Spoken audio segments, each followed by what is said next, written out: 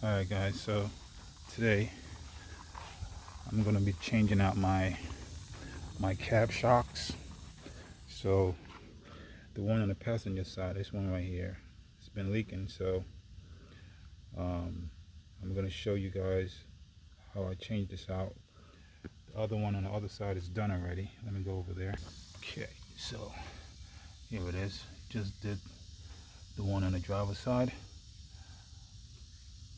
So this one right here was not leaking, well, the old one, which is this one right here.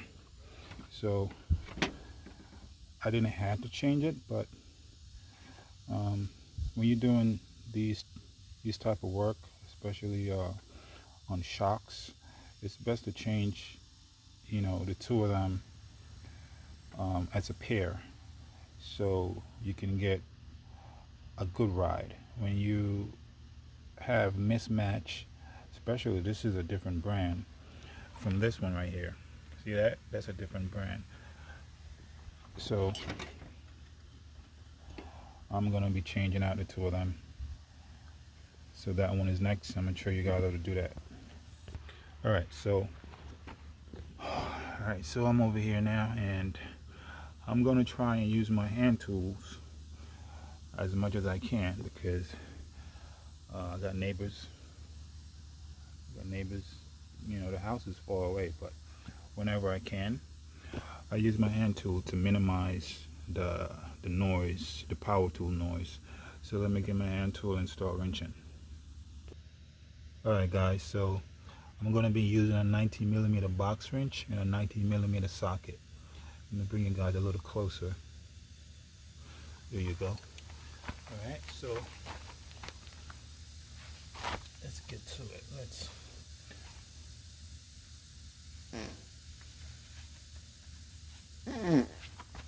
Damn.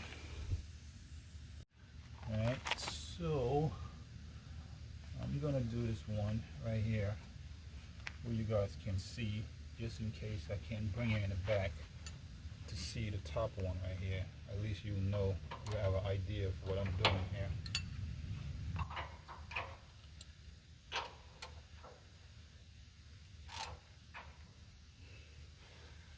I'm gonna use my cheetah bar because this handle right here is a little short.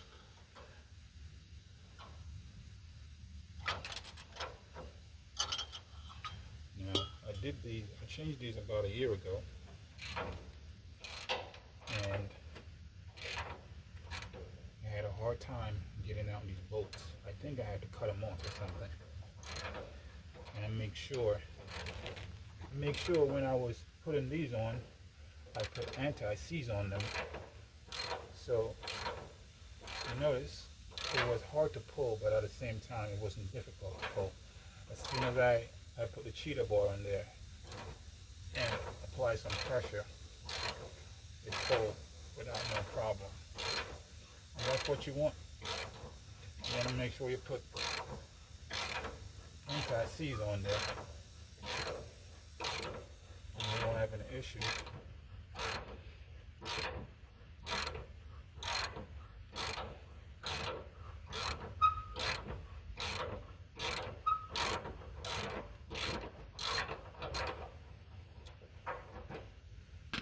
Now again, I'm using my hand tools because I park my truck in a residential area, so whenever I don't have to, I don't use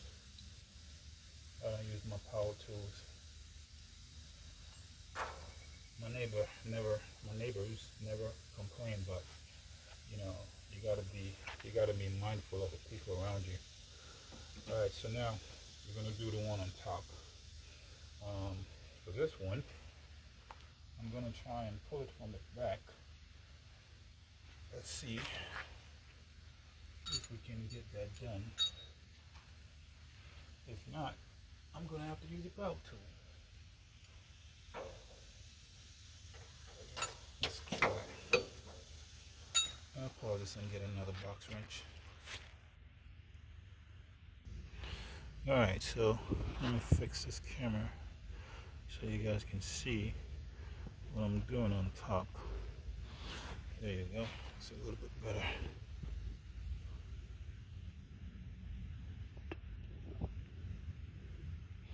Alright, so I got me another box wrench.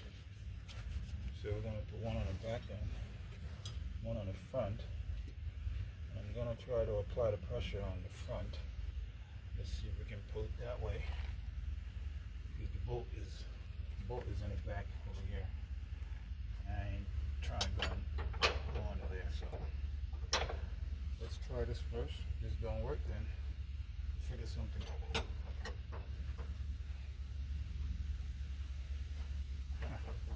It's pulling.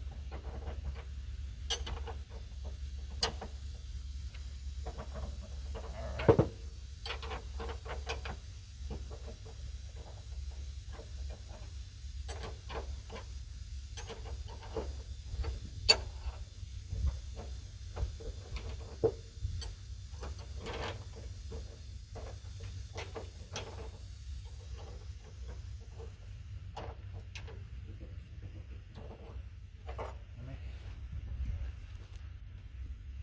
Let me use the big boy here a little bit.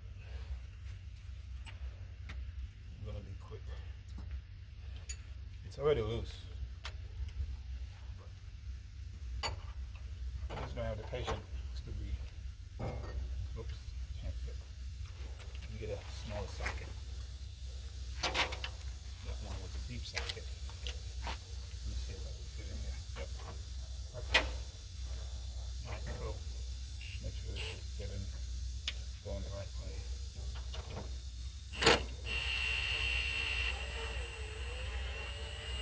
See that?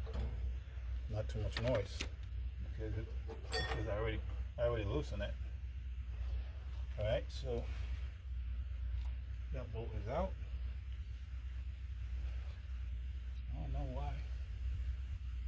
We didn't have a washer in the back. Huh.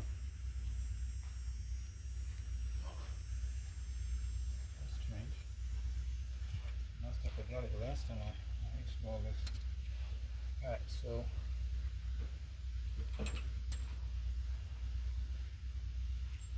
let's take this out.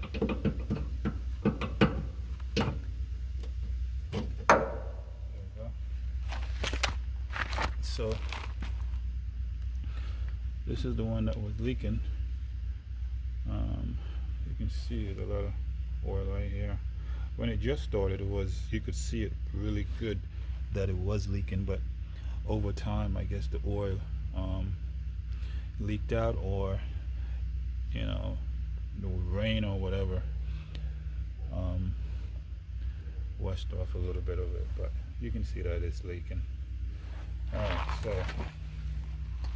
we're going to install a new one. Now, for the new one, what I do, I put some, let me get this to focus here. I put some anti-seize down in that channel down there, and I put some on the other side as well. Now you can do it another way. You can just put anti-seize on the bolt right here. You could put some anti-seize on there. Now I think the reason why these didn't seized up is because the last time I did it, I put anti-seize on them, and it wasn't all that long ago. It was just a year ago, so I don't think they was gonna seize up. But let's get this back together. Let's install this one.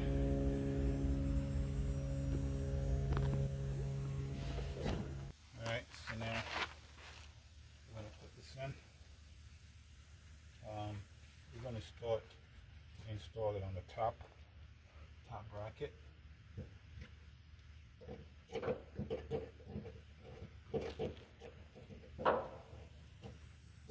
you're gonna have to play with it a little bit to line it up.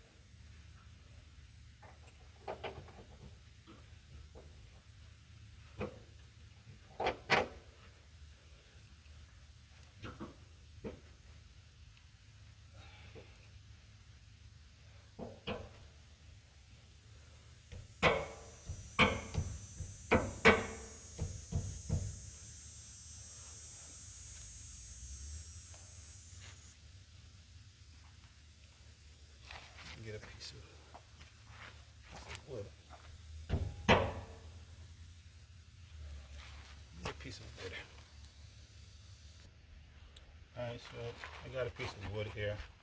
I didn't have any issues with the other side, not that much. So I'm going to hit right here to drive it in. Just a little tap. There we go. Alright, so now we got to bring this down.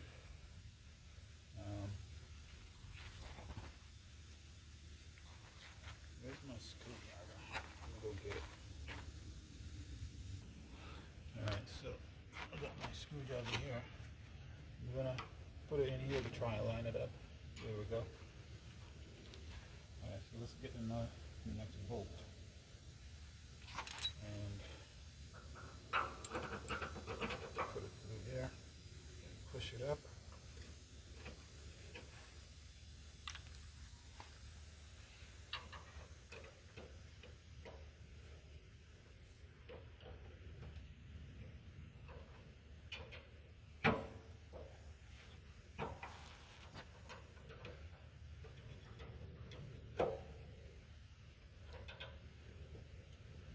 Trying to line it up.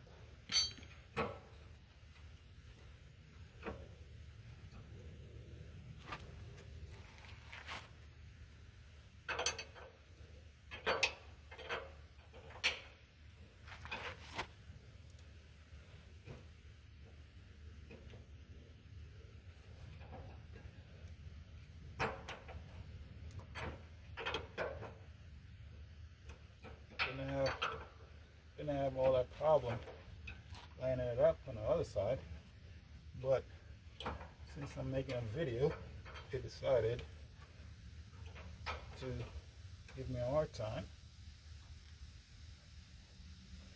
Great, but we're gonna get it. This ain't nothing. It'd be worse than this.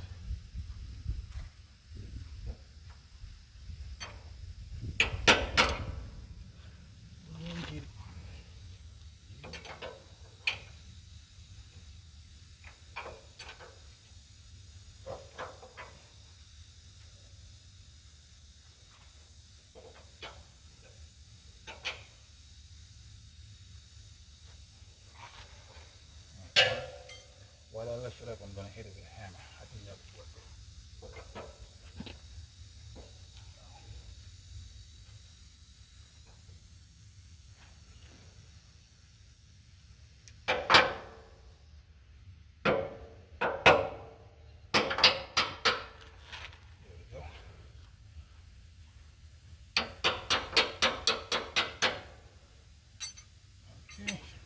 It. Now the other side over here needs a washer. By the way, the top piece that I said didn't have a washer actually had a washer. It fell right here. And I had paused the camera. I found it. Alright, so just lining up these holes.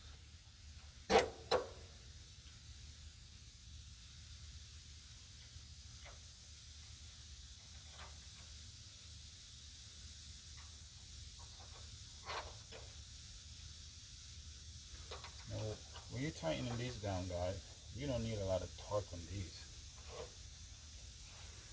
Not at all. Because these are,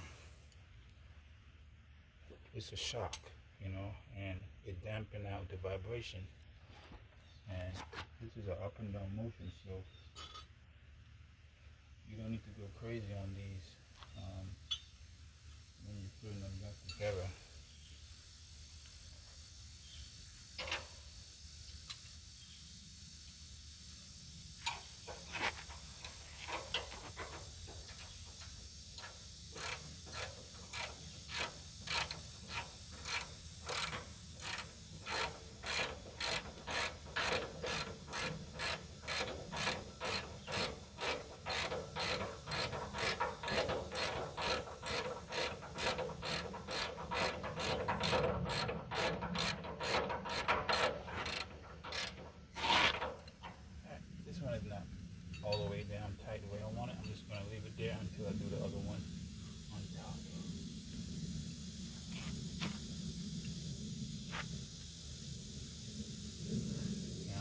one on top. I'm going to use my power tool to drive it down. I'm going to do it real fast.